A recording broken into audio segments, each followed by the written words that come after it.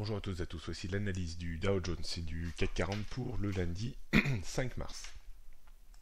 Un petit point technique sur le Dow Jones qui, après cette phase de dépression importante qui l'a amené entre 26 700 points à peu près et 23 000 points, engagé une phase de correction technique qui a équilibré un petit peu cette phase de baisse. Je vous disais depuis plusieurs semaines qu'il fallait très probablement s'attendre à une réplique baissière, un petit peu à la hauteur de la première vague de baisse. On est probablement en train de goûter à ce type de scénario. Certains voyaient dans cette première phase de baisse une raison de la baisse liée uniquement à la volatilité. Pour moi, la volatilité n'est que la conséquence de cette baisse, mais pour moi, toujours, je pense plutôt que cette baisse était un éclatement d'une bulle haussière qui avait enflé et n'avait cessé d'enfler tout au long de la fin d'année dernière avec le point d'orgue, la hausse très importante de janvier 2018. Je vous disais également que cette phase de baisse allait certainement laisser des traces dans le marché et justifier une seconde réplique baissière.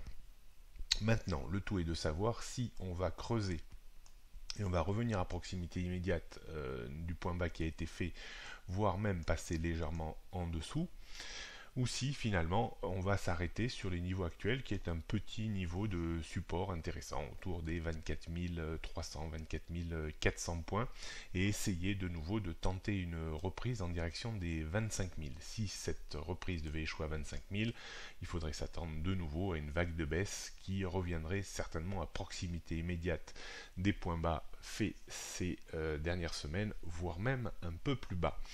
Donc ce type de scénario ne nous étonne guère pour le moment. Ce qui justifie également que ce n'était pas une baisse liée à la volatilité, mais bien un début d'éclatement de bulles. On poursuit sur le CAC 40 qui, bien, lui également, je m'attendais également à une seconde réplique baissière après une phase de dépression importante dans le sillage de Wall Street, une hausse tout aussi importante et qui a buté sur une zone que l'on décrivait depuis plusieurs jours qui devait servir de résistance à la reprise technique entre 5380 et 5400 points. On est revenu parfaitement contre ce niveau et la rupture des 5250 puis 235 a remis le feu aux poudres avec un risque réel et sérieux de revenir un petit peu comme le Dow Jones dans une zone que l'on peut considérer entre 5000 et 5100 points. Si on devait passer sous les 5000 points, on aura encore un gros matelas de support constitué par, on le verra tout à l'heure, les tendances moyen et long terme entre 4008 et 5000. À quoi on peut s'attendre aujourd'hui? Il faudrait déjà pour, je dirais, juguler cette phase de baisse qui est très impulsive également, un peu à l'image de la première séquence baissière, il faudrait réussir à repasser au-dessus des 5180 points, ce qui permettrait de revenir peut-être vers les 5200, voire 5250 points. Mais même si on revenait sur ces niveaux, je pense que derrière, on aurait de nouveau une rechute en direction d'une zone que l'on peut estimer vers 5000-5100 points.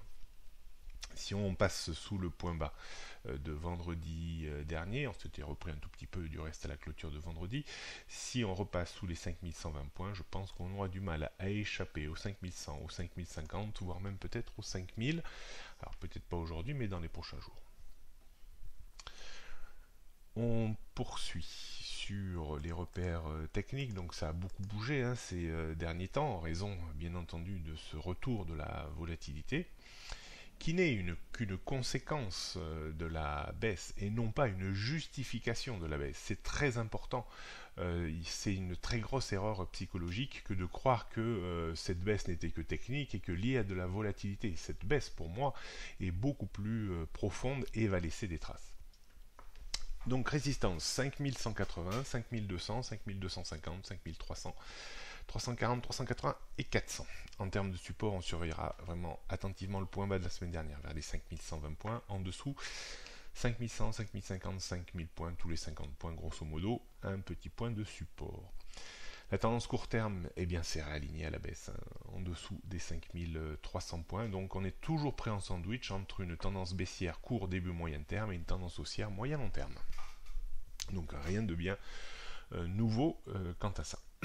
On termine par le CAC 40 en données 15 minutes, où on voit très bien le point de support lié au point bas de la semaine dernière, et qui correspond en plus à un support S1 sur nos points pivots. Donc 5120 points, très important, et le niveau également à surveiller pour, guetter une reprise technique, c'est 5180. Donc on devrait commencer à évoluer cette semaine entre ces deux niveaux avant que soit les choses s'aggravent, soit les choses s'améliorent un tout petit peu sans pour autant donner un signe de retournement complet. Donc si on passait au-dessus des 5180, on pourrait viser 5200, voire 5250, enfin la zone, disons, entre 5235 et 5250 points, ancienne zone de support qui devient maintenant résistance. Si on passait sous les 5120 points, on aurait du mal à éviter les 5100 points et plutôt même les 5050 points. D'un point de vue stratégique, il faudra quand même faire attention compte tenu de cette volatilité qui est un petit peu importante. Donc on pourrait revenir un tout petit peu à l'achat sur des bordements de 5180 points pour viser 15-20 points de hausse, c'est-à-dire revenir à proximité immédiate des 5200 points. Mais je préférerais travailler dans le sens de la baisse, même si déjà la baisse a été conséquente depuis ces 2-3 derniers jours. Donc si on repassait en dessous des 5120 points, on pourrait réappuyer sur le bouton de vente à découvert pour viser 5100 points en première intention, voire même peut-être un petit peu plus bas, avec des stops à une bonne vingtaine de points. Il faut un peu élargir les stops compte tenu de l'accroissement de la volatilité de nouveau. Est-ce qu'on pourrait se permettre de vendre à découvert sur blocage contre les 5170-180? Oui, mais uniquement au premier passage, pas au second passage, si tel était le cas, pour viser 15-20 points, 30 points même de rechute. Certains pourraient tenter des achats sur le point pivot pour viser 10-15 points de reprise. Ça reste réservé aux plus audacieux et aux scalpers presque entre guillemets invétérés. Voilà ce qu'on pouvait dire aujourd'hui. Soyez prudents, la volatilité quand même est de retour. Ceux qui suivent mes analyses ne sont pas trop étonnés quand même de ce style de scénario de rechute baissière. Bonne fin de journée et à demain.